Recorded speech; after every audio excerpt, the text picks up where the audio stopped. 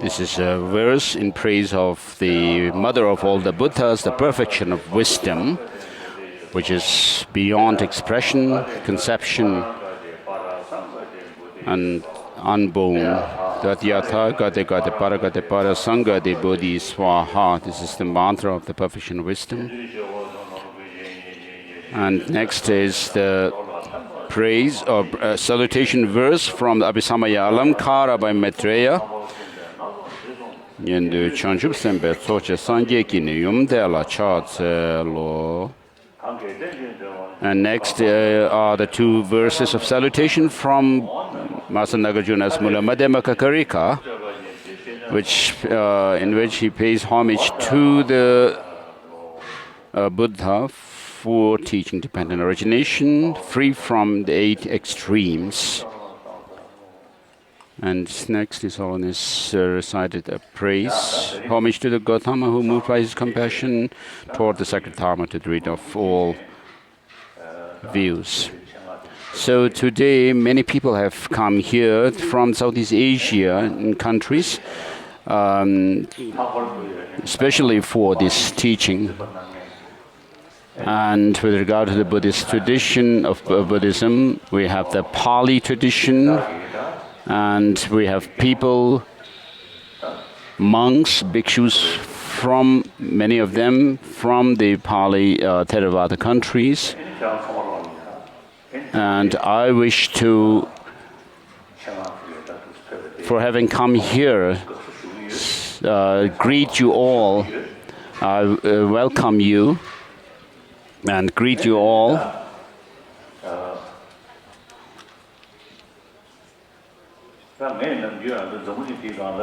So usually,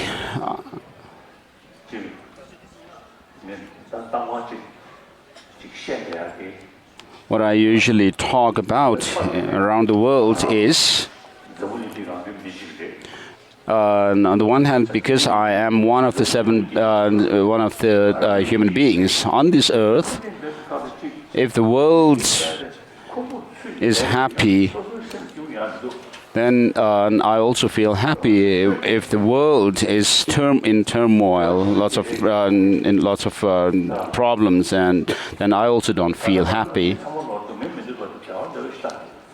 So all of us human beings are same in wanting happiness and not wanting suffering. But many of the problems that we face are our own creation. So all of us, whether we are believers or not, whether we follow this or that religion or not, all of us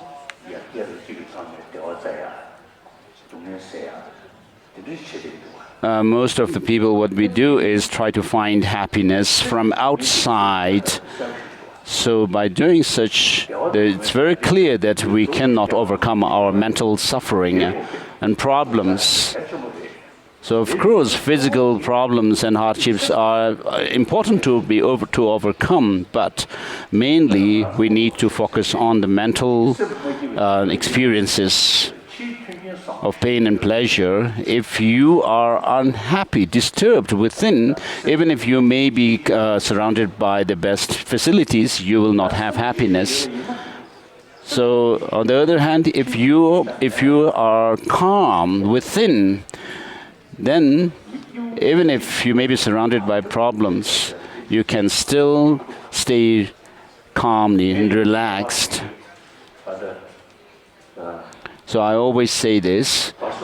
In Barcelona, when I visited once, Montserrat, I visited the monastery of Montserrat. There's a huge monastery and church. And when I went there, the organizers told me that there was a Catholic monk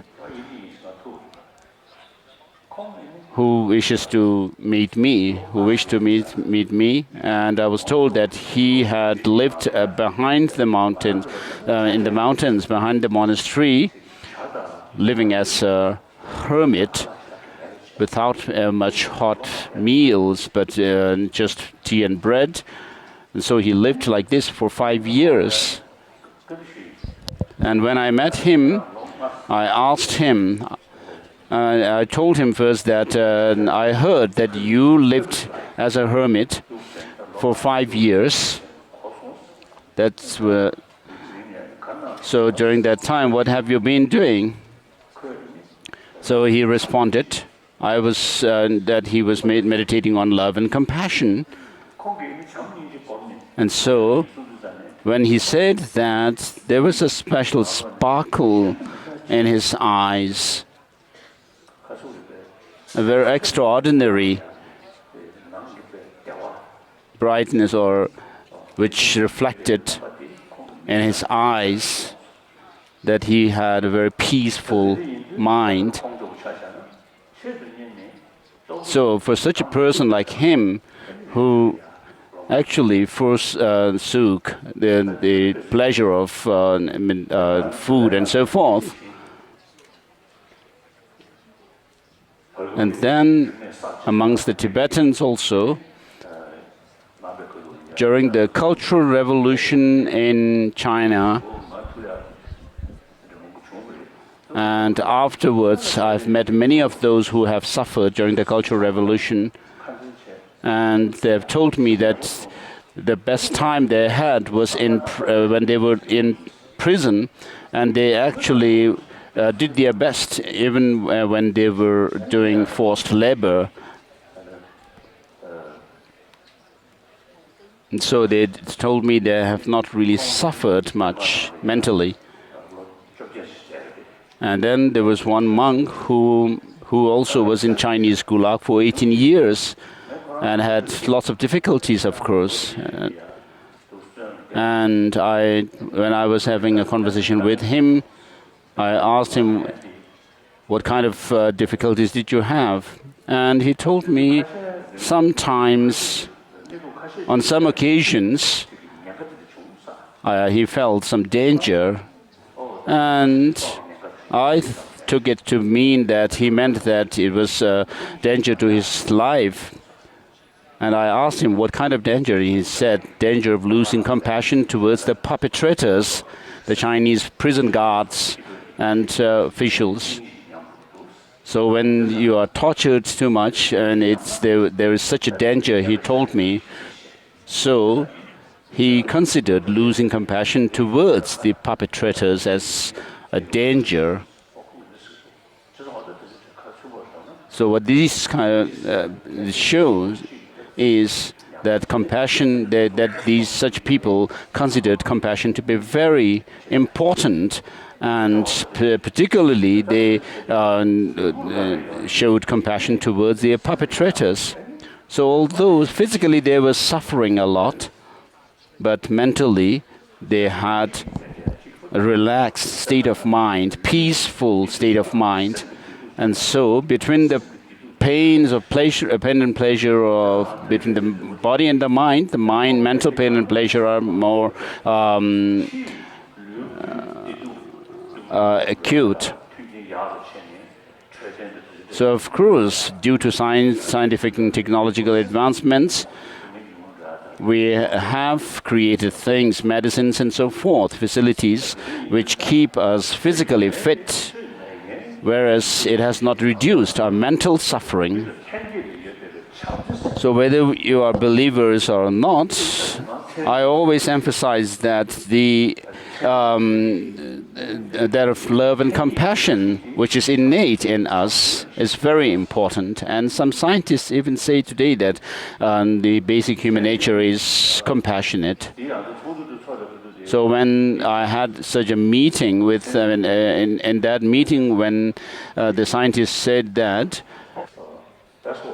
he showed some animations of a child, animation of a child who was 6 months or so, and pre-language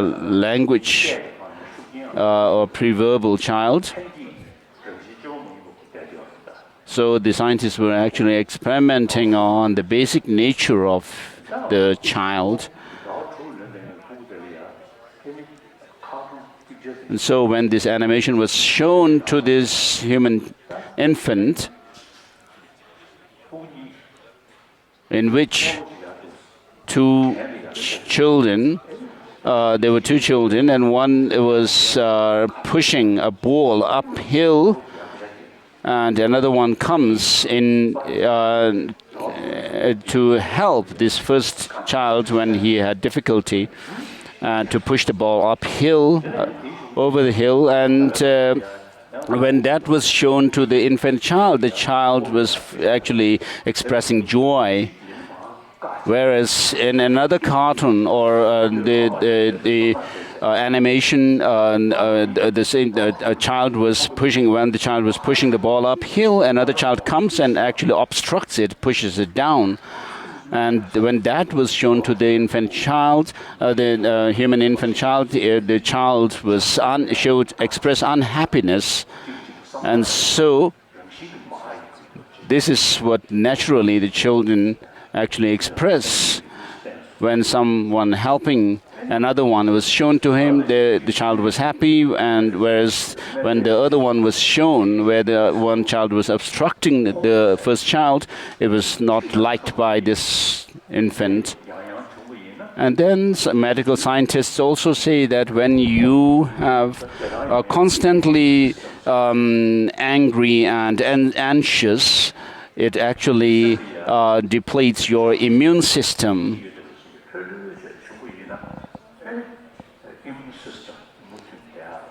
Whereas if you are relaxed, calm, and peaceful within, it actually strengthens your immune system. And so through these kind of experiments, the scientists say that the basic human nature is compassionate. So this is, in fact, true. So the 7 billion people on this earth, I mean, all of us took birth from our mothers. And during the first couple of years after birth, we actually survived on mother's care and love. If our mother had not cared and loved us, shown us love, we would not have survived. And so right from the beginning of our life, we have survived on love and care from others.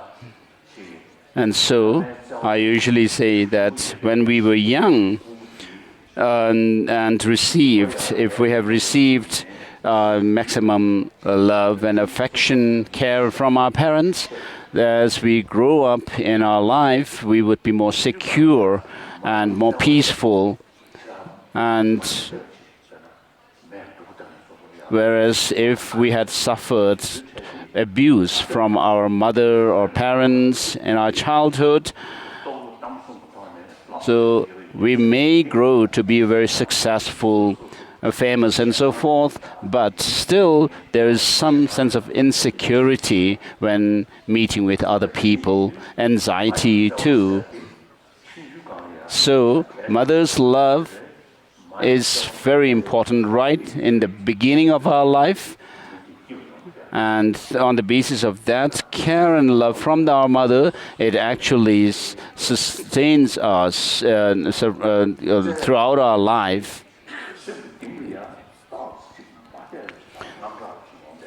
So lacking that love and compassion from our mother, the child grows up to be anxious and fearful. And so when meeting with scientists, when the scientists said that through their experiment, when they concluded that the basic human nature is compassionate, I felt that there was some hope then. So if that is the case, we can actually cultivate it further to strengthen the love and compassion that we have innately. So if our innate nature or basic nature is an anger, and to cultivate, and then to cultivate, cultivating love and compassion would be just a secondary matter. Whereas if because our basic nature is love, compassionate, there is an opportunity for us to strengthen it further through training. And so I make the point that love and compassion are our the root of our happiness. So if we have, for example, a poor family where the family members are caring and loving to one another, they may be beggars, but beggar family, but because of their love and care for each other, I mean, they'll be living a very happy life. Whereas a very wealthy family may, if in such a family, if the family members are not able to trust one another, but live in suspicion, and then the family will not live a happy life. So this is clear. And therefore, since all of us want happiness, the building block of happiness is love and compassion. So when you have people loving, smiling, and so forth towards you, it creates a very a beautiful atmosphere around you. So if you are not like that, then you would have to rather pretend otherwise. So in 1954, I visited China, and I met many of the Chinese leaders, including Mao Zedong. And so when I met them, I was quite apprehensive and anxious. And the surrounding looked like doomed. So the my two tutors, Ling Rinpoche and Gyabje Ling Rinpoche and Gyabje Chijang Rinpoche, as well as Panchen Lama Rinpoche were there. So Ling Rinpoche was feeling very nervous at that time. And then in 1956, I came to India on the Buddha Jayanti, 2500th anniversary of the Buddha Jayanti.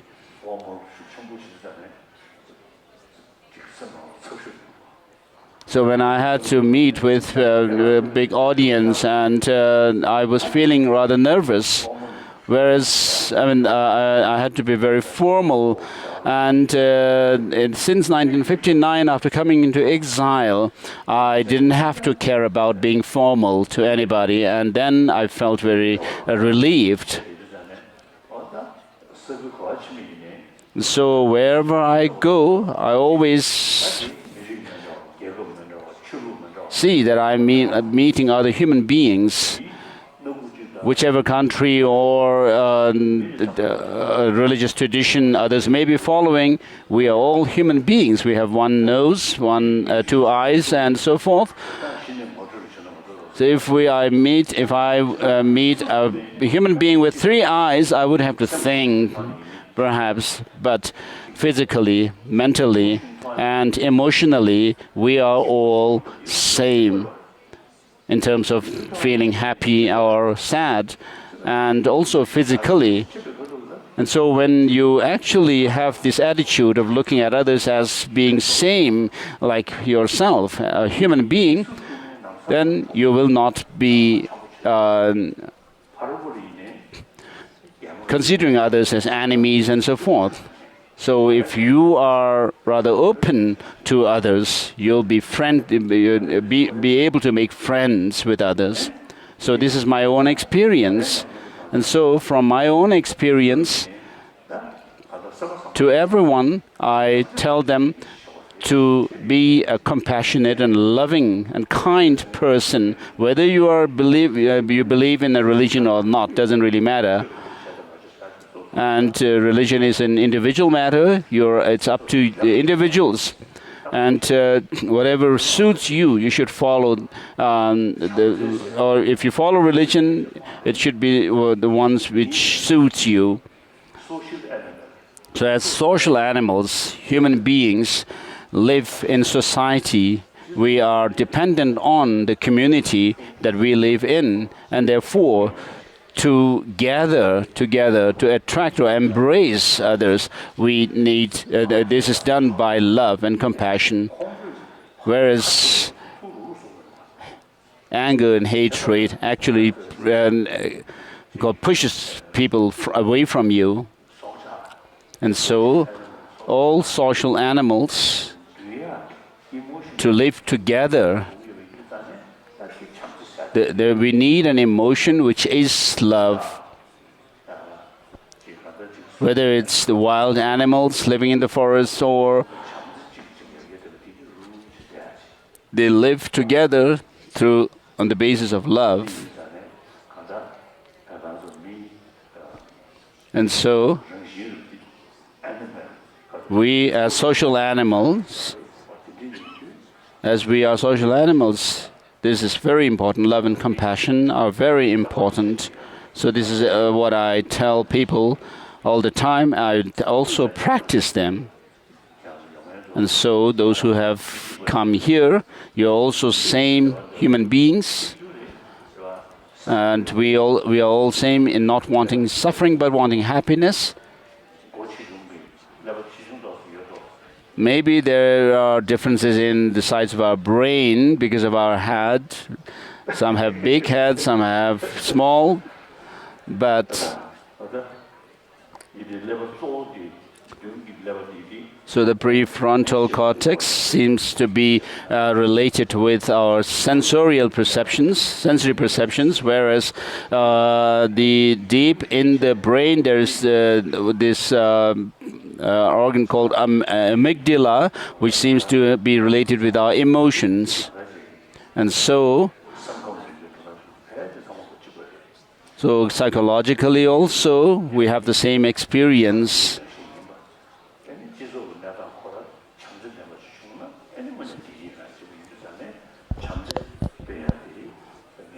And so as social animals, it's very important to cultivate and love and compassion. So I make it a point to talk about love and compassion. So we are part of the 7 billion human beings.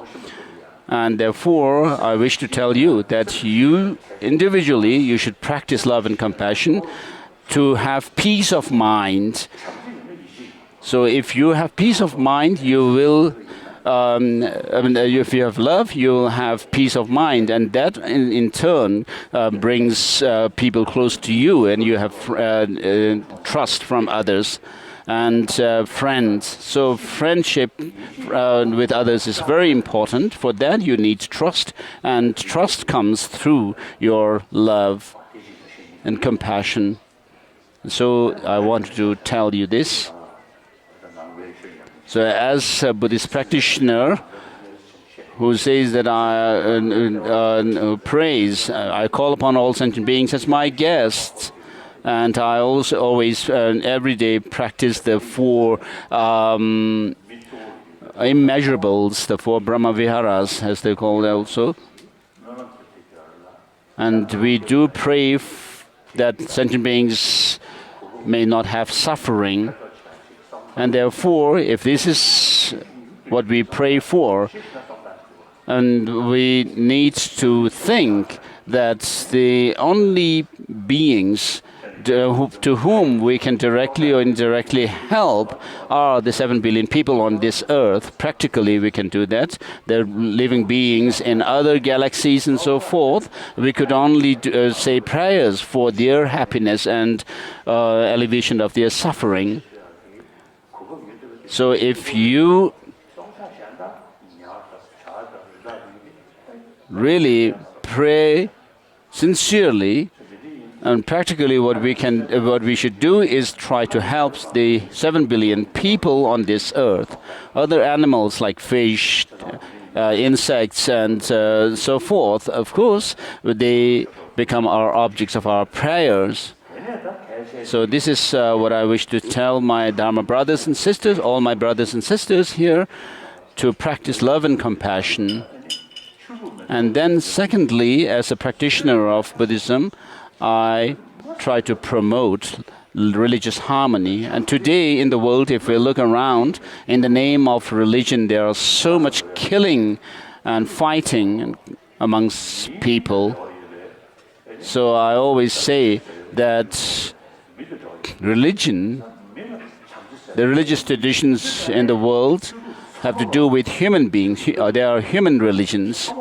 So all the major religious traditions on this earth have the same message, which is love. And because this is something which we need as human beings, all the religions also teach this message. And even with regard to the theistic religious traditions who talk about Creator God, the nature of Creator God is love, infinite love. And so all these religious traditions related to human beings teach love and compassion. And therefore,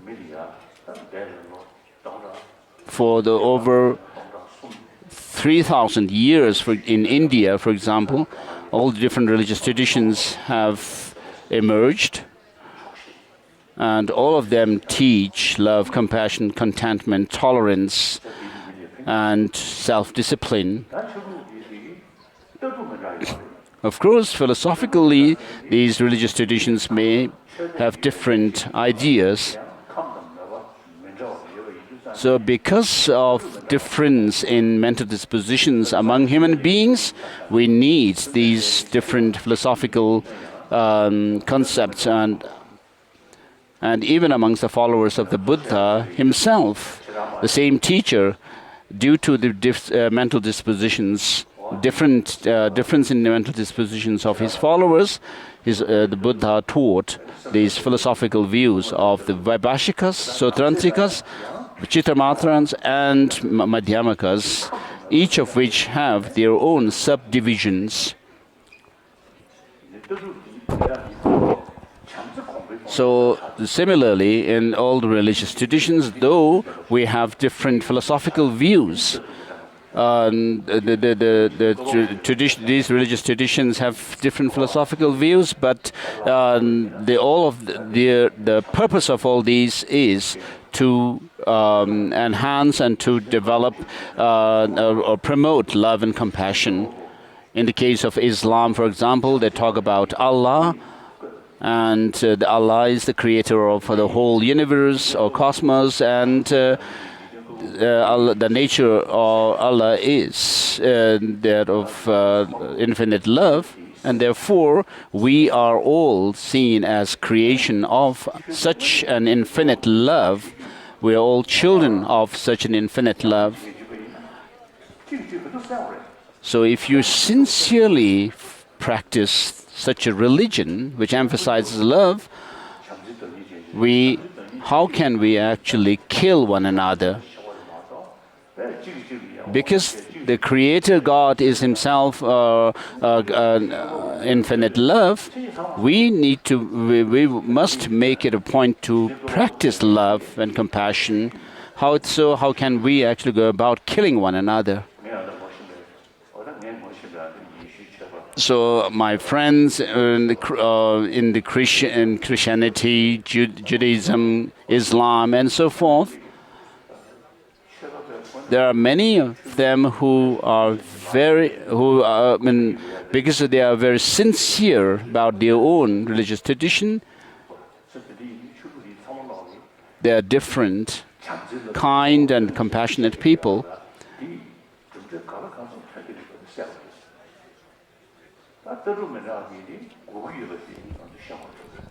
So the love and compassion are something which we need, and they do have impact on the world.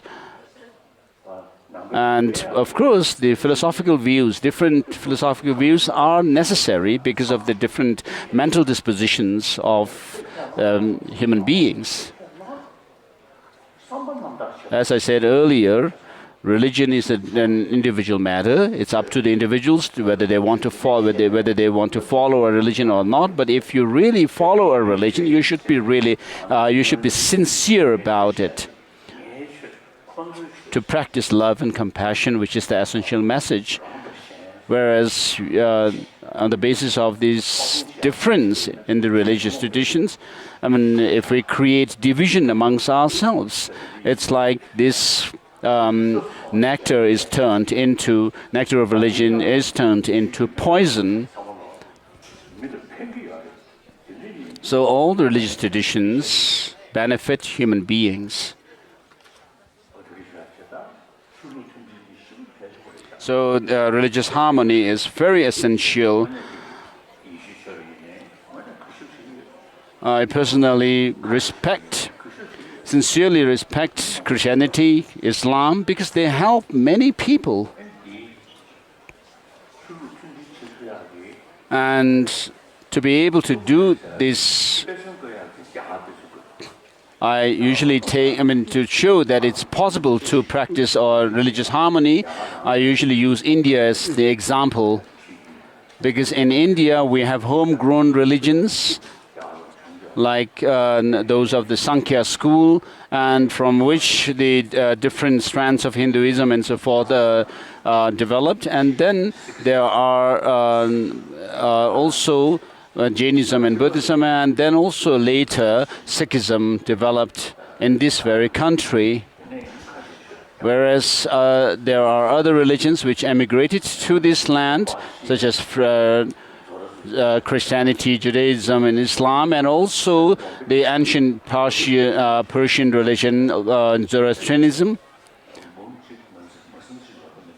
So the Parsis today in India and live mostly in Mumbai. There are less than 100,000 people who follow, but they have no fear living amongst the other people following other religions. Millions of them. In fact, amongst millions of them. And so the religious harmony has actually existed in India for over 1,000 years now. And therefore, I endeavor to bring about religious harmony. So you, as my friends, should try to also think about promoting religious harmony. And consider this. And regarding Buddhism, it originated in India, and then in the beginning, of course, there was the Pali tradition, which has spread in Sri Lanka, Thailand, Burma, Cambodia, and Laos. And in these countries, the followers practice Vinaya, the monastic code of discipline, which is very good practice, and there's very good practice of Vinaya in these countries. And then later, gradually, the Sanskrit tradition of Buddhism spread in India. And in the past, there were the institutions like Takshashila and the Nalanda and Vikramalashila, which were institutions for learning the Sanskrit tradition. And in most of the masters whose writings we study, such as Nagarjuna and so forth, actually studied in Nalanda. They were products of Nalanda. And so there had been many great masters of Nalanda monastic institution.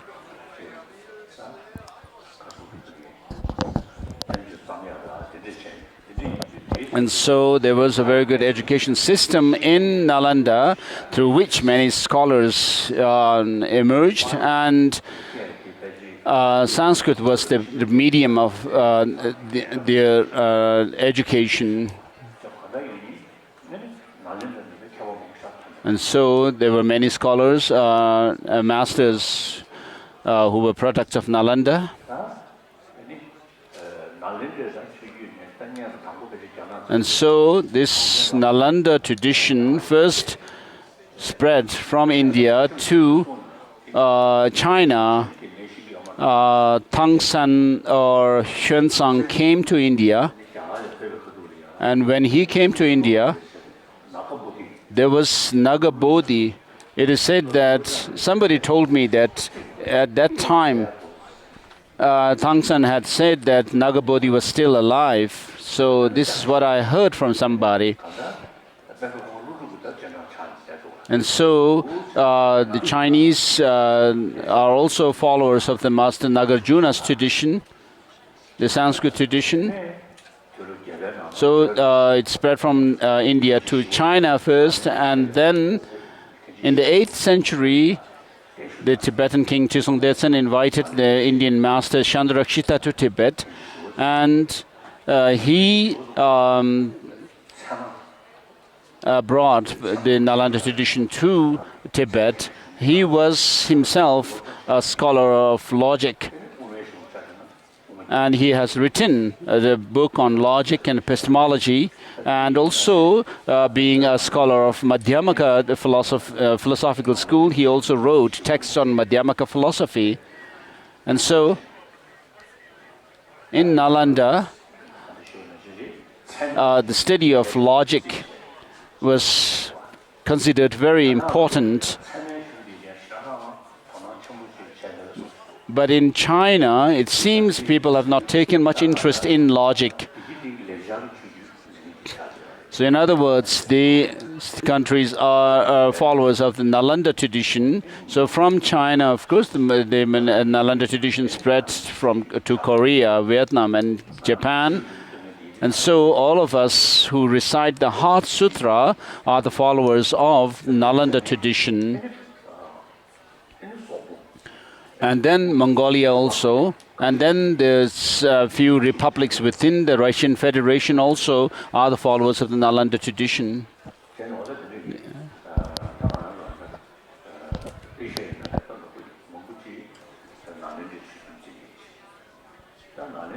So in many of the countries in Asia are followers of Nalanda tradition. And so I have written a praise to the 17 Nalanda masters.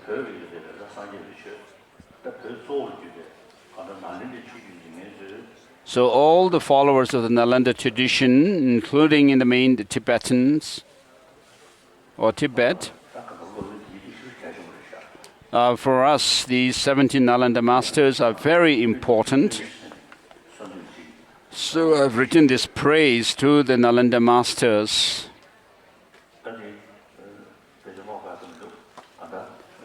Oh, it's here.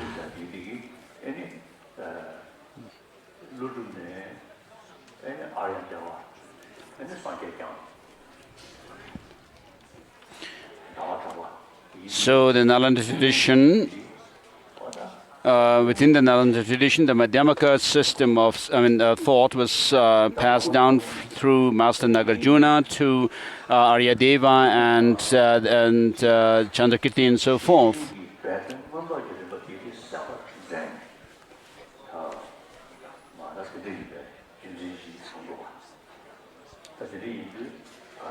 And then there is also the lineage of the implicit or the content of the Panchaparamita Perfection of Wisdom Sutras.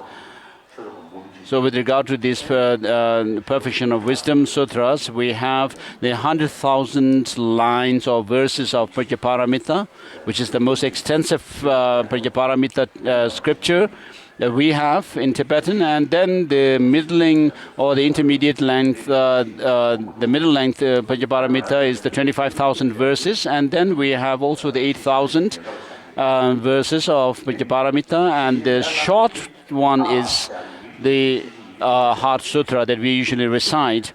And the shortest one or the easiest Panchaparamita Sutra is the sutra, which is only called made up of this single R syllable, and what that short R actually represents or is that things have no objective independent existence, which is how things do appear to us.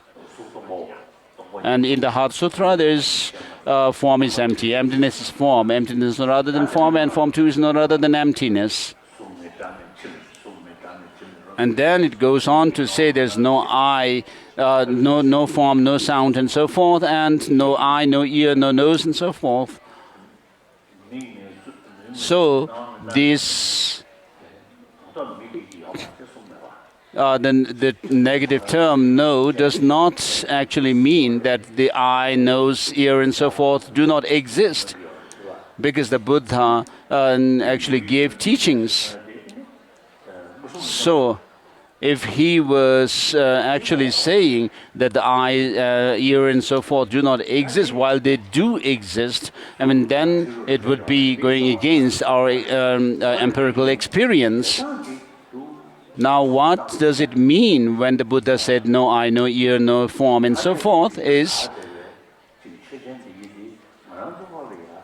though things do exist by way of convention, worldly convention, but how the things appear to us is as if they have some kind of independent objective existence. So if they were to exist the way they appear to us, what's wrong with that?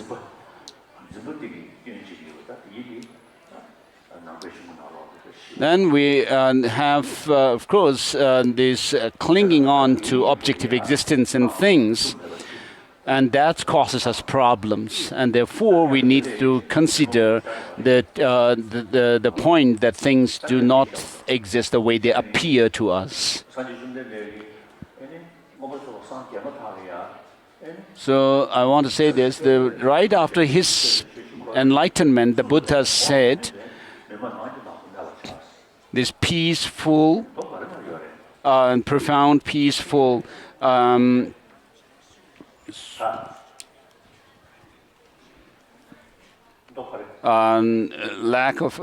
Which lacks any fabrication and so forth, which is like a nectar, dharma, that I found. So His Holiness is asking which sutra is it in, and somebody responded by saying that in the it is found in the Avatamsaka Sutra. So does this verse also exist in Pali tradition, in Pali scripture or not? So when I actually think about this verse, which says,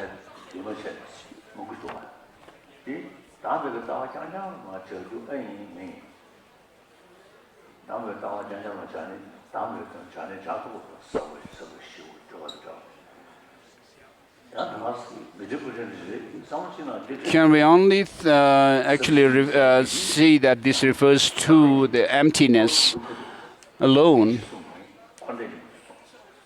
But on the other hand, during the first sermon, the Buddha also taught the law of causality, the dependent nature of causality. And so, profound and peaceful could refer to the content of the first sermon, whereas the term free from elaboration could be taken to refer to the second turning of the wheel of Dharma.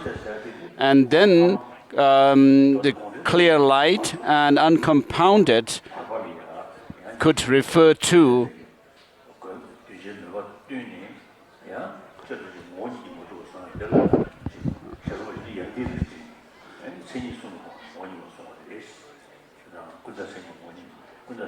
Of course, having taught the second turning of the wheel of the Dharma, there were those disciples or followers who could not take it literally. Therefore, it had to be interpreted by saying by talking about the three natures, the dependent, the imputed, and the perfect natures. And therefore, by thinking of these three natures, the Buddha was said to have taught the second turning of the wheel of Dharma. This is one set of teaching of the third turning of the wheel of Dharma, but there is another set of the third turning of the wheel of Dharma. So the first turning of the wheel of Dharma lays down the foundation of the Buddhism, and then the second turning shows that of the free from elaborations or fabrications, which refers to the emptiness, the objective emptiness, and then object clear light, and then during this third turning, the second set of the third turning, where we find the Tathagata Garbha Sutra, the Buddha taught there of the Buddha nature, or Tathagata Garbha. And so this the freedom from the clear light and that uncompounded nature could be a reference to, taken to be a reference to this set of the third turning of the wheel of Dharma. And therefore we can say within this verse, this verse could actually cover all three turnings of the wheel of Dharma. And then there is also in the tantric teachings, in the Sakya tradition, they mention the union of clarity and emptiness, so which actually are explained in connection or with the third turning of the wheel of Dharma. So in the Sanskrit tradition, there is so much explanation of emptiness, and in the third turning, there is teaching on the subjective clear light of mind, which is also found in the Mahayana Uttara Tantra treatise. And the clear light, actually, the actual clear light is shown in the Ayurveda Yoga Tantra, and as a prelude to that, we have the third turning, the Tathagata Garbha Sutra set of teachings, where the clear light is also mentioned. So the Sanskrit tradition that we study the texts that we study were written by the 17 Nalanda masters.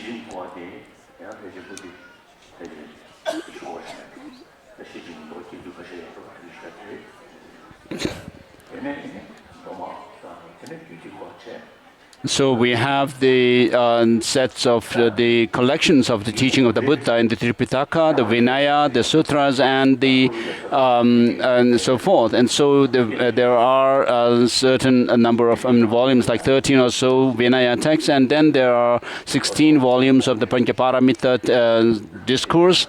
And then there are other collections of the teaching of the Buddha, such as the miscellaneous sutras and so forth.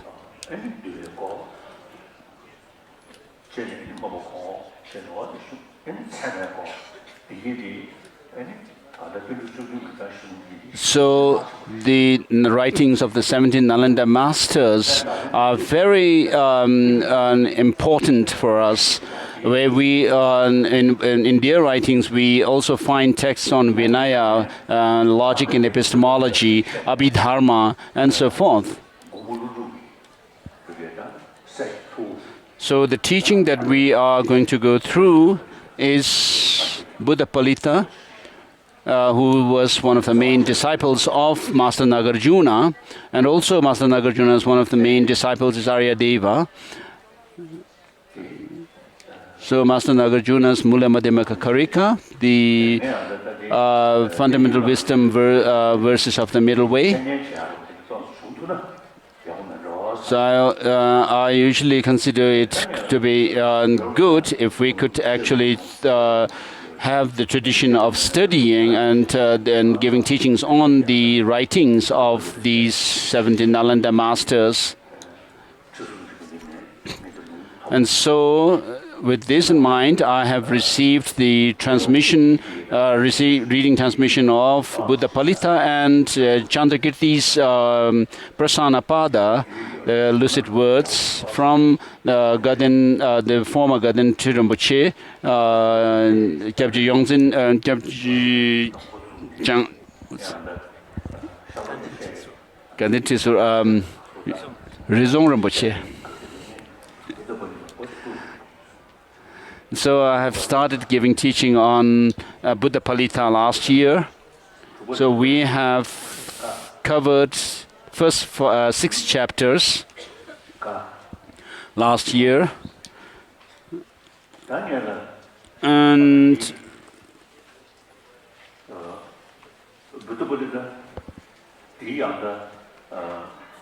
so with regard to Buddhapalita,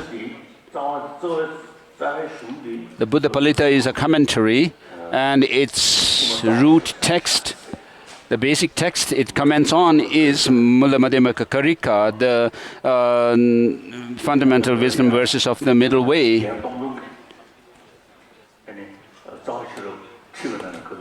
So when Tongpen Rinpoche taught the Mula Madhyamaka Karika, he actually made his disciples memorize the text and then taught it to them. So this is a very good tradition.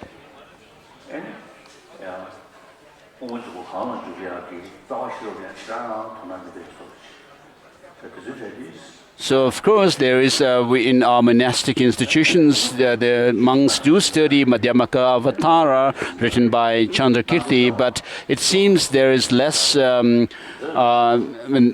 attention paid to the Mula Madhyamaka Karika itself, which is the basic text on which Madhyamaka Avatara is a commentary. So I have memorized some of the root texts that we study, but it seems now I have forgotten most of them. And for example, I have memorized the versified text on Vinaya. So with regard to emptiness, earlier on I had not much interest in my childhood. When I was young, carrying on with my studies, I wasn't so enthusiastic as a student. But later on, I actually began taking interest in the emptiness, and found that these the texts that we study, which come from the Nalanda tradition, have much to say on logic and epistemology as well as psychology.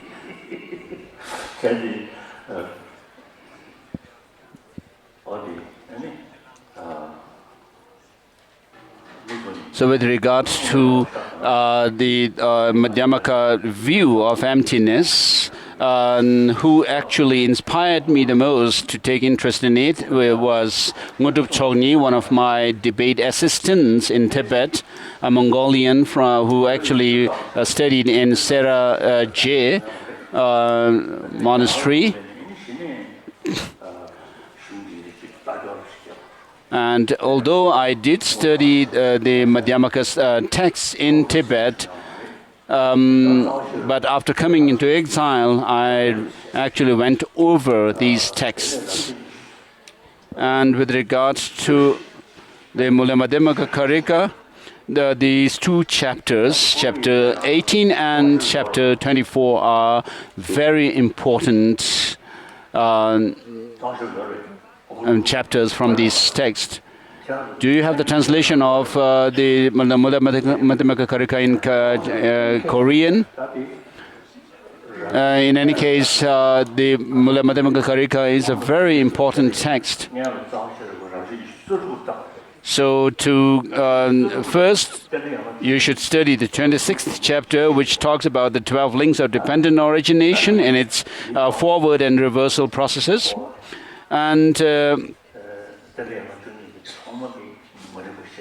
so the ignorance is the first link in these 12 links, and how we are brought about in samsara, the cycle of existence, through ignorance is by karma.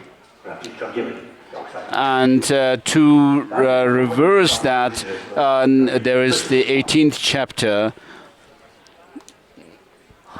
to overcome karma and delusions and so forth. And then for the understanding emptiness, you should study the 24th chapter. So the reasonings that are given there are wonderful. So I received a teaching, transmission on the Mula Madhyamaka Karika from my teacher, Kunalama Rinpoche Tenzin Gelsen from Kinur. And of course, from Gyaltsab Tempa, I received the transmission of the six collection of reasonings by Master Nagarjuna.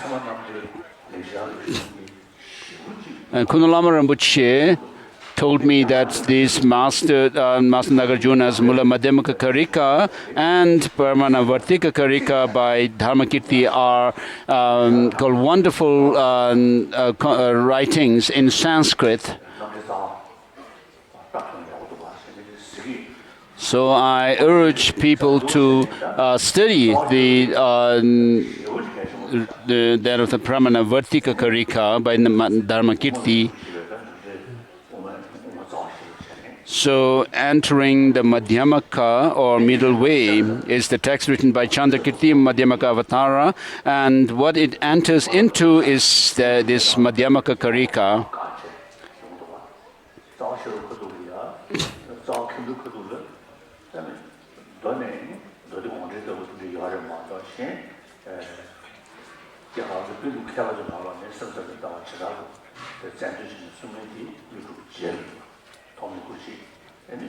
So amongst the Madhyamaka masters, those who actually criticize the Chittamatra philosophical view comes after Master Nagarjuna.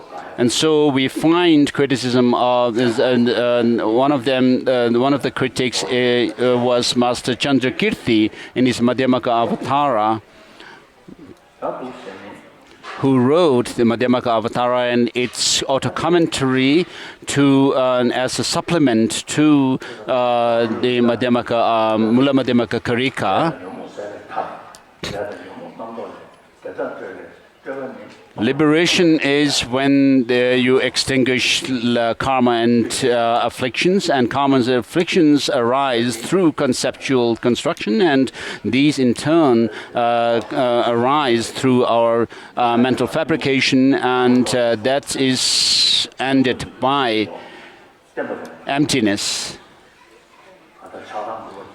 And so our mental afflictions, such as attachment and anger, come or arise on the basis of mental conceptual constructs, which is called improper or inappropriate mentation. And one of my American scientist friends is Aaron Beck. When I first met him, he was an American. He was 84. And he is not a religious person as such, but he was someone who treated people who have psychiatric problems because of anger and hatred. And so, having treated such people for a few decades, from his experience, he concluded that from his experience of having treated such people, that when someone is angry at something or somebody, that object or the person appears absolutely negative, but actually the 90% of that negativeness is our own mental projection. So this is exactly what is said in the Mula Madhyamaka Karika when he says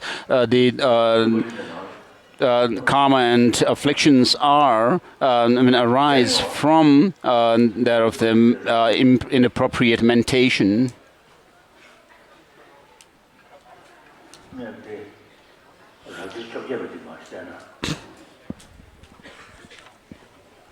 The 18th chapter of Buddhapalita. We don't have the translation, of course. His Holiness is referring to chapter 18.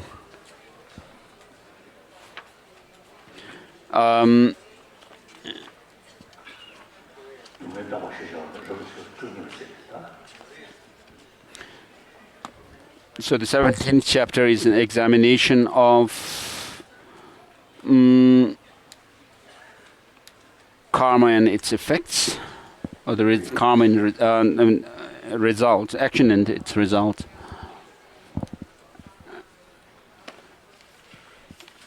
And chapter 18.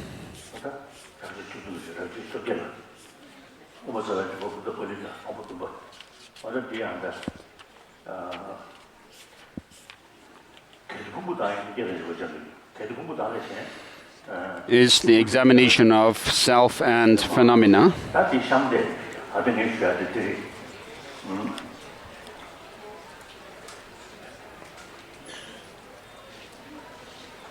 So His Holiness is referring to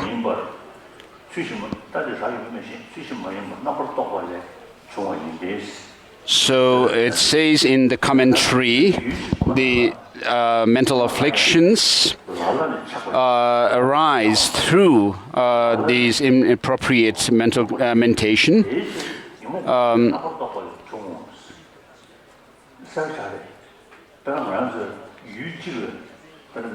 So it's very clear that when one person looks at another person and a second person also looks at that same person, one person may see the second person to be totally attractive and beautiful, and another person sees the other person to be repulsive. And so because of anger. And so when you are attached to that person, the person looks totally positive and attractive. Whereas when you are angry at the person looks totally negative. So with anger, the person you are angry at looks totally negative. Whereas when you become attached to the person actually looks totally attractive. So on top of the attractiveness or the ugliness, whichever is there, I mean, we also exaggerate the attractiveness or the ugliness in the person because of our attachment and anger. So when this is quite clear, because when we are relaxed and calm, even if somebody actually says something bad, we may not feel very disturbed. Whereas when you are slightly disturbed and even when somebody says something slightly provocative, it actually makes you so very angry. And so these anger and attachment see things and people in exaggerated manner.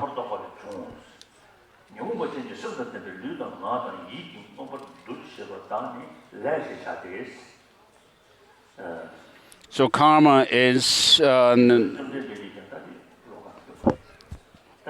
what is created through our body, speech, and mind because of being called under the influence of our mental afflictions. And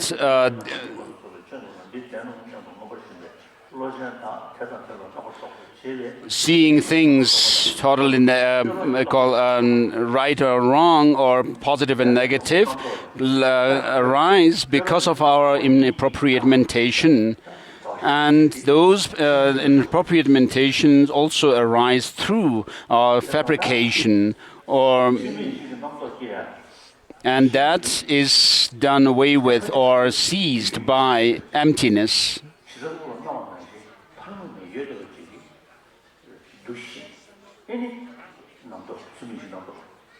So because things appear to us in a certain fashion and we actually take that to be true, therefore the inappropriate mentation arises. So when actually you are able to see that things do not exist the way they appear to us, then the very basis of this inappropriate mentation loses its identity. And therefore, we can also lose this holding on to things having some independent objective existence. And that is actually done through that of understanding of emptiness. And Kuno Lama Rinpoche also, while reading this verse, said that in the Sanskrit one can read this final line in the instrumental case or where it says this is ended by emptiness, whereas if you take this line and read it as this fabrication ends within the emptiness, then that shows that of this true cessation, and the previous one reading shows that of the true path. So this verse is very important. So with regard to emptiness, in the 24th chapter of Mula Madhyamaka Karika, the Buddhist essentialists or the realists say that the Madhyamakas are nihilists. And the Master Nagarjuna responds to them and says that what is said to be dependently originated is said to be empty, and that itself is designated, and that is the middle way. And what is, since things are said to be dependently arisen, therefore, there's nothing which is not dependent, therefore there is nothing which is not empty. So these two verses, through these two verses, he responds to the realists, Buddhist realists. So he's not, using only the other reasonings or to prove the emptiness, such as the reasoning of lack of one and many and so forth. which actually shows shows emptiness from the in terms of negative terms, and whereas Master Nagarjuna says since things are dependently originated, therefore they are empty.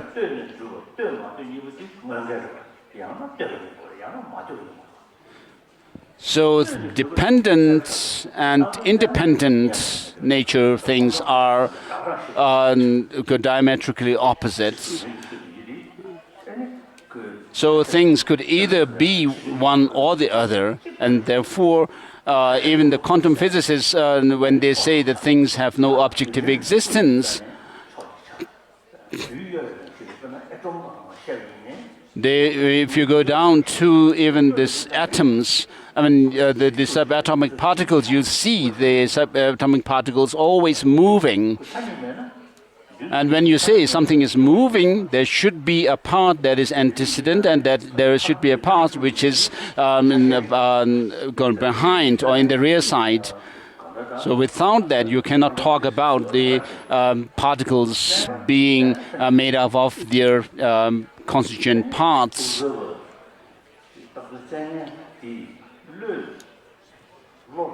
So the quantum physicists say that nothing objectively exists. But in relation to matter, of course, they do say that. And they say as long as there is an observer, there is an observed object. And so the things do appear to the subjective person, and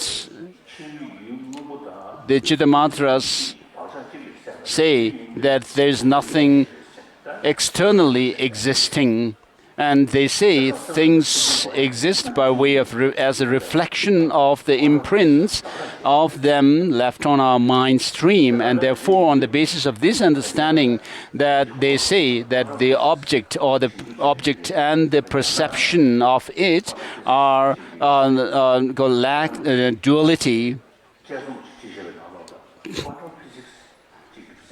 And the quantum physicists also say that as long as there is an observer, there is an observed object. And with regard to the quantum physicists, I've found one article written by, seen one article written by a Chinese quantum physicist who has said that someone who is fully convinced of quantum physics, this idea of nothing existing objectively, and fully convinced with it, and the person, such a person's reaction towards things is not to see things in black and white. So, of course, quantum physicists are not talking about overcoming our negative emotions through this understanding, but the Buddhist understanding of things having no objective independent existence is to combat our mental afflictions. And as I said earlier, the Buddha himself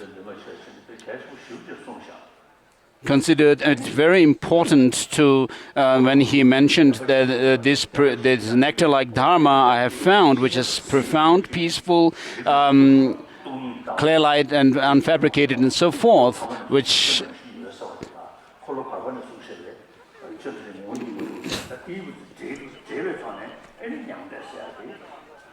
so by bringing the 2 points taught in the second and third turnings of the wheel of the Dharma, we can actually feel that nirvana is something possible to attain. The second turning teaches that of the emptiness, whereas the third turning shows that of the clear light, nature of the mind.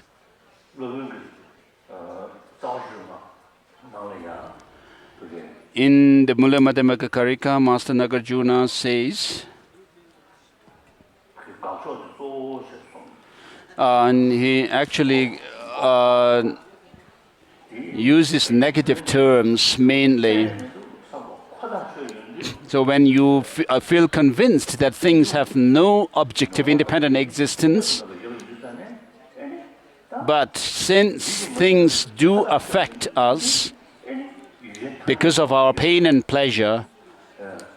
Therefore, because you ascertain that things have no objective existence, what you can conclude is, though they do not exist independently, objectively, yet they do exist by way of convention, and therefore things are, you can bring up this conviction that things are merely nominal. So the greater conviction you have of things being devoid of objective existence, the greater your understanding of insight into the illusory nature of things. So it may be too much for me to say that I've realized emptiness, but because of having given thought to emptiness for a long time now, I can say that I have some feeling or experience of feeling for emptiness, that is by reading Master Nagarjuna's texts and so forth. So this really helps you to transform your mind, and your narrow-mindedness and selfish nature can be overcome through the understanding of emptiness and altruistic spirit of enlightenment, bodhicitta.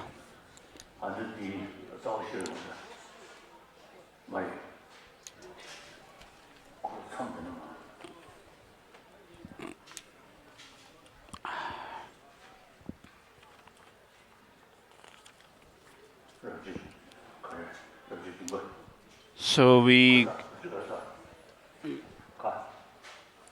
open the text on chapter 7, I think.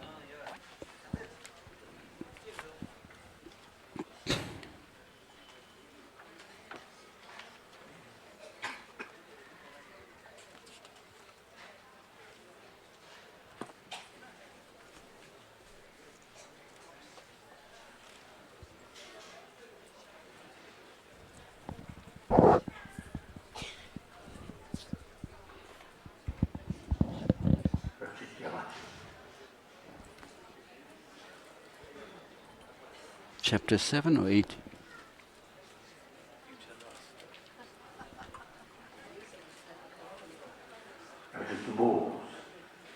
Okay.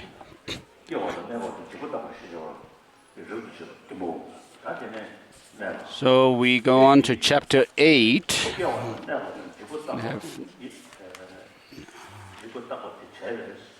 So which is the examination on agent and action.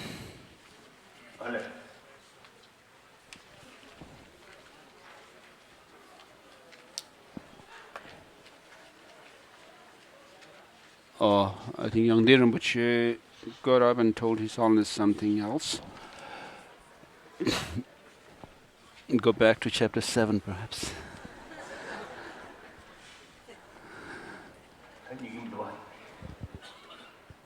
His Holiness says he's having difficulty finding the page.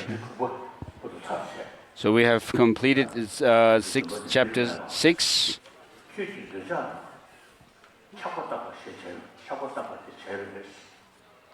So chapter 7, the examination arising, enduring, and disintegrating. Through your examination of attachment and someone with attachment, you have inspired me to hear about emptiness. Therefore, it would now be appropriate to investigate the characteristics of conditioned phenomena.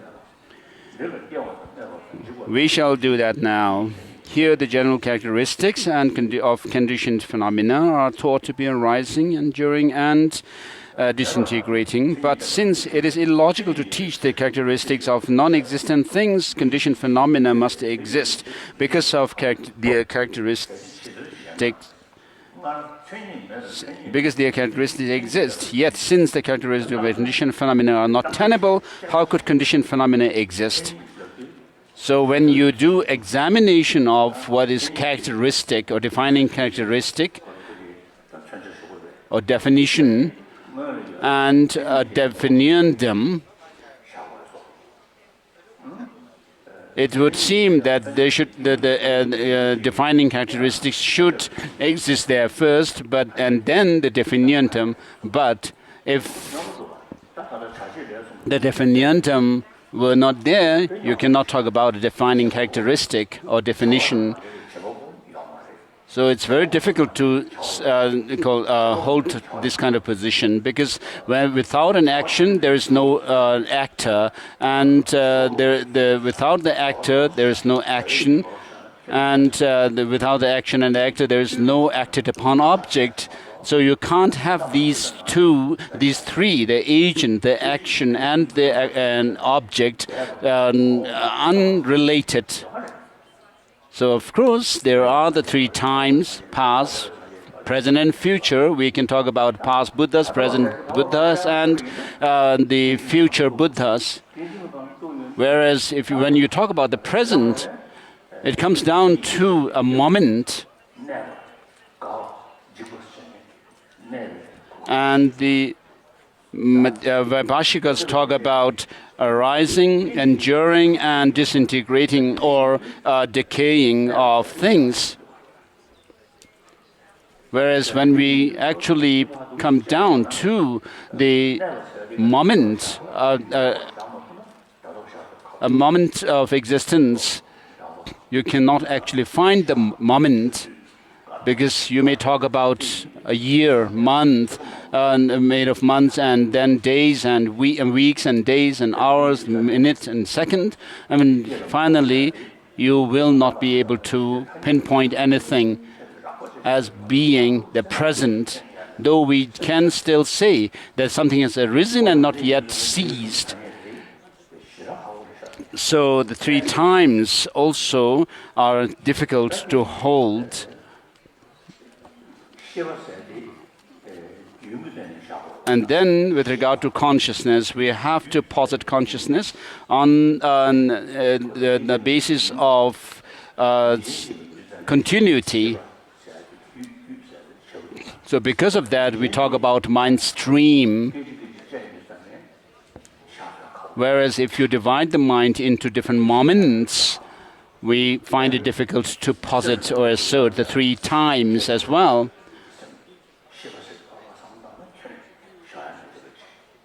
So it's very important to understand this on the basis of the mind. When we talk about the mind being the present and past and future, nothing can be pinpointed as being the present.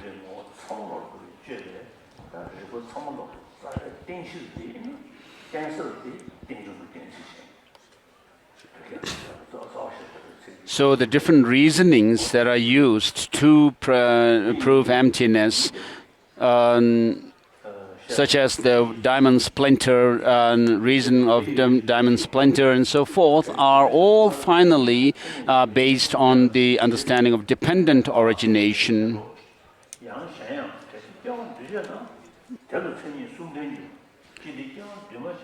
Yet since the characteristics of conditioned phenomena are not tenable, how could conditioned phenomena exist? Because the characteristics exist.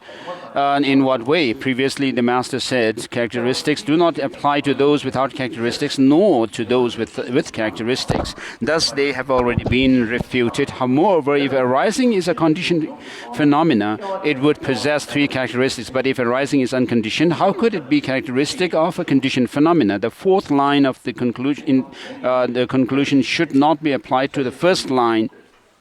Should also be applied to the first line, the proposition. If arising is a conditioned phenomena.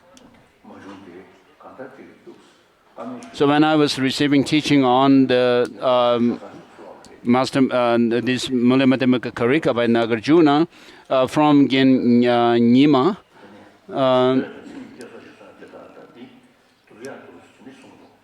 he was actually telling me that what is taught in Abhidhammakosha Karika, which when it deals with the compounded phenomena and having the four characteristics, the defining characteristics such as arising and so forth, and these lines could be compared.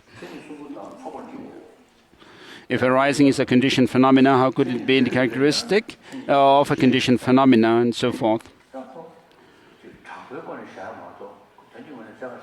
So, of course, when we talk about the characteristics of arising, enduring, and disintegrating, nothing can be found to have any objective independent existence, but they could be still posited in terms of conventional. Arising also possesses three characteristics. How could it be a characteristic of a conditioned phenomena? If arising possesses the characteristic of arising, enduring, and disintegrating, and if also enduring possesses the characteristic of arising, enduring, and disintegrating, and if also in disintegration possesses the characteristics of arising, enduring, and disintegration, then these characteristics would not be different, because their characteristics are the same. So nothing whatever can be found when you put them under the lens of critical analysis, looking for their, searching for their identity, just as it is said in the 22nd chapter of Mula Madhyamaka Karika in examining the Tathagata.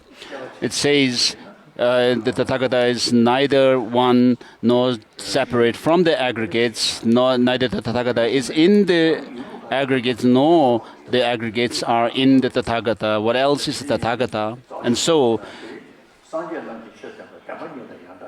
of course, while we say things have no independent objective existence, we still can assert the conventionality of things. And therefore, the Master Nagarjuna in this Mula Madhyamaka Karika also says the Buddhas have given their teachings based on the two truths, the conventional and the ultimate. And therefore, without depending on the conventions, we cannot realize that of the ultimate reality. And without realizing ultimate reality, we cannot attain nirvana.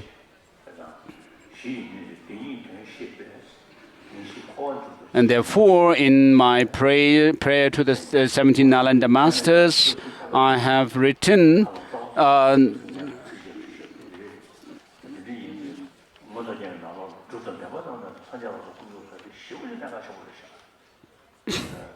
by understanding the true meaning of the two truths, verse number 20. So it is very important to understand the two truths, which are in the Abhisamaya Alamkara is taught in the 10 instructions. The two truths are the nature of the path, and then on the basis of that understanding of the two truths, we can go into the understanding of the Four Noble Truths.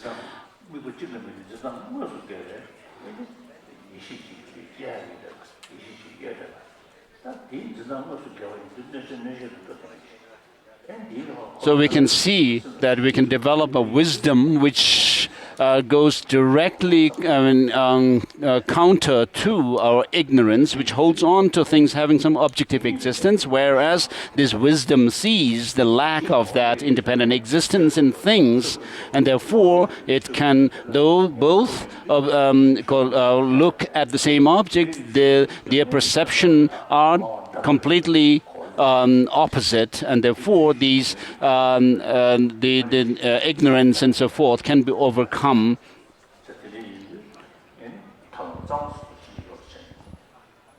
And so I say, may I be blessed. No, sorry.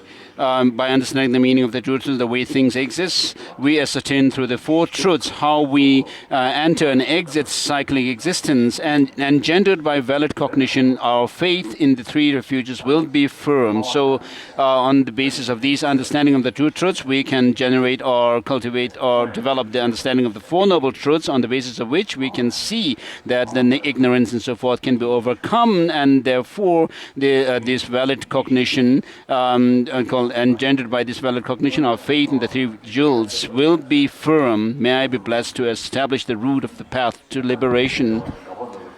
And Master Nagarjuna, in his salutation verse of Mula Madhyamaka Karika, salutes the Buddha for being the best of the teachers, for teaching dependent origination, which is free from the 8 extremes. And also, the Master Nagarjuna praises the Buddha in his other writings for the same reason, which is teaching dependent origination. And Master Tsongkhapa also praises the Buddha for teaching dependent origination in his praise to the Buddha for teaching dependent origination. And so the faith in the Buddha, unshakable faith in the Buddha, could be developed on the basis of understanding the dependent origination nature of things.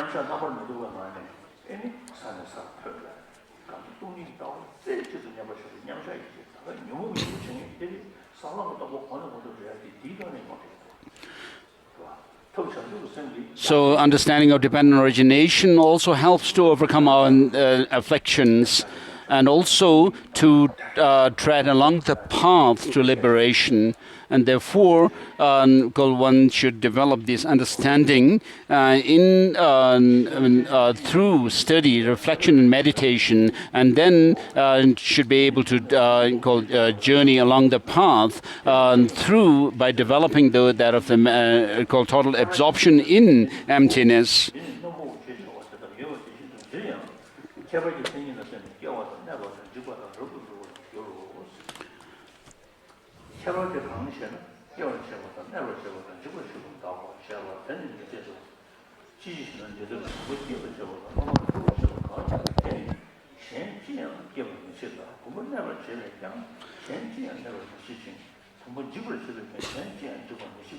So there is no fault for, just as they already qualify as the general characteristic of conditioned phenomena, it is in reliance on specific characteristics that statements such as this is a vase or this is a cloth exist. So too here also arising, enduring, disintegrating are fully established in reliance on specific characteristics. But how are they different? They are different. They are that which causes generation, that which causes endurance, and that which causes destruction. And in response, this is not tenable. Why? In anything that causes the generation of a vase and the establishment of a vase doesn't cause the generation of something else. That which causes endurance of a vase does not cause the endurance of something else. And that which causes the destruction of a vase does not cause the destruction of something else. Objection, there is no fault, since they cause the generation, endurance, and destruction of a vase. Response, but these are not the characteristics of a vase, because there are its agents and so forth. But if you imagine arising to be unconditioned phenomena, then we shall explain this. For it was said, how could it be a characteristic of a conditioned phenomena? If something is an unconditioned phenomena, how could it be a characteristic of a conditioned phenomena? If it were a characteristic, since it characterized the something, then it would not even characterize itself, since it would lack arising, enduring, and disintegrating. How could that which does not characterize itself characterize something other? But if it did not follow that even an unconditioned phenomena such as nirvana would be a characteristic of a conditioned phenomena, but that is unacceptable. That being so, even if arising, enduring, and disintegrating are unconditioned phenomena, it is untenable, because there are characteristics of unconditioned phenomena. When characteristics are examined, then arising, enduring, and disintegrating would have to be a characteristic of conditioned phenomena, either separately or collectively. The Master declares separately the three, such as arising, are incapable of acting as characteristic of a conditioned phenomena. Even collectively, how could they exist even in one thing at the same time?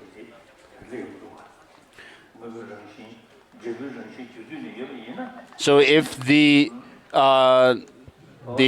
effect, nature of the effect were to exist right at the time of its cause, then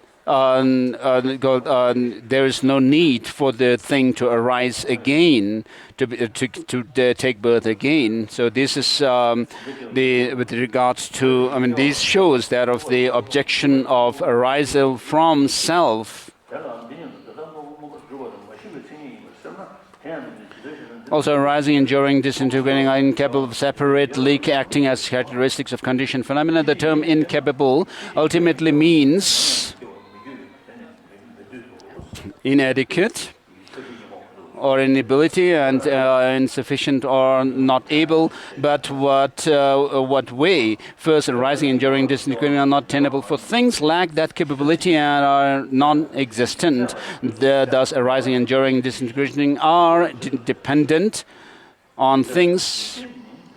For if the arising of a vase, the enduring of a vase and disintegrating of a vase did not actually establish the vase, then what would arising, enduring, disintegrating be the characteristics of? To say it is disintegrating means it has disintegrated, and it is non-existent, for that which has that characteristic does not exist.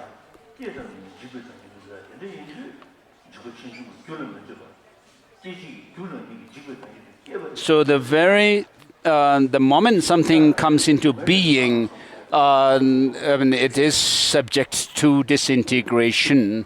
And so the very cause which it brings about something is the cause for its disintegration. So this is a very, to understand this is quite profound.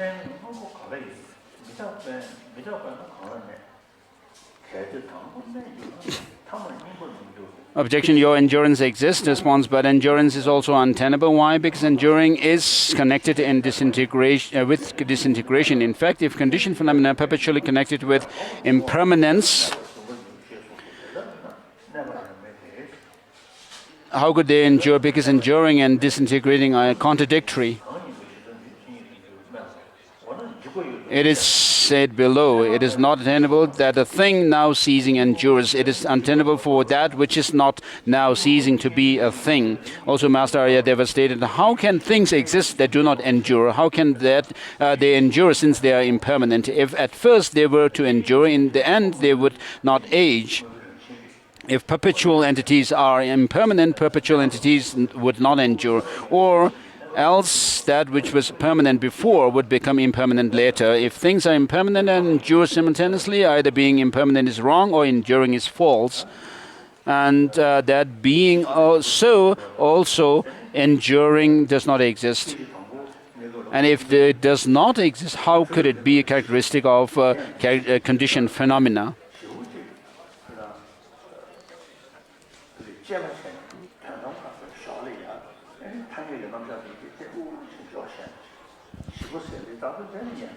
So when we talk about a shikpa or something disintegratedness,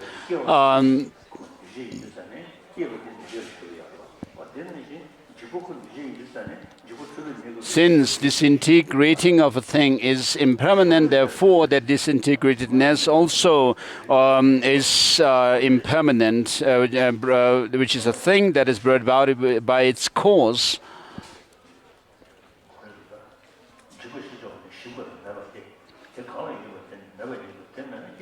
So further, that which is called disintegrating means disintegratedness and non-existent. That which has on page, there's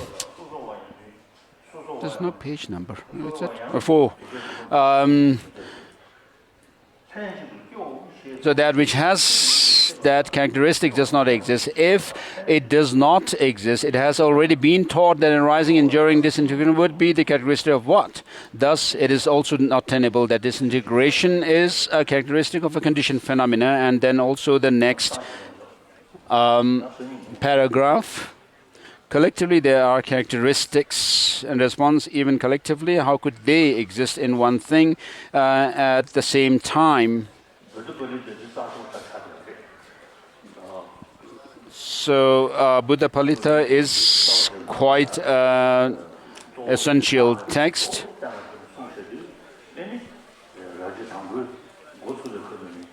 So because Master Nagarjuna mainly emphasizes on the teaching, emphasizes the teaching of emptiness, right from the beginning of his book, Mula Madhyamaka Karika, he rejects things having any objective, independent existence, whilst still maintaining that things do exist by convention. And in the mystical biography of Master Tsongkhapa, it is mentioned that he had a dream of Master Nagarjuna surrounded by his disciples, and amongst them was Buddhapalita. And Buddhapalita in the dream touched the Buddhapalita text on his head. And then the next morning, Master Tsongkhapa was said to have actually gained this true insight into emptiness based on Buddhapalita. And Buddhapalita was a disciple of Master Nagarjuna.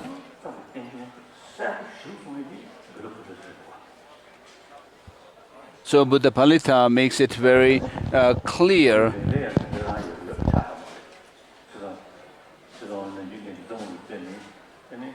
that dependent arising is the main reason to gain insight into emptiness. Whereas Bhaviveka is not, does not do so.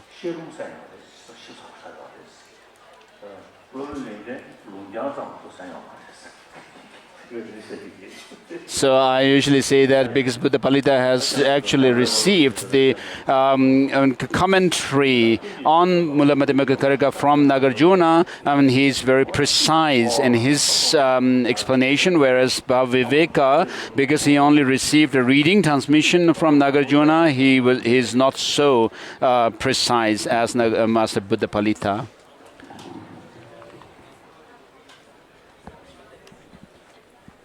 I don't know where he stopped.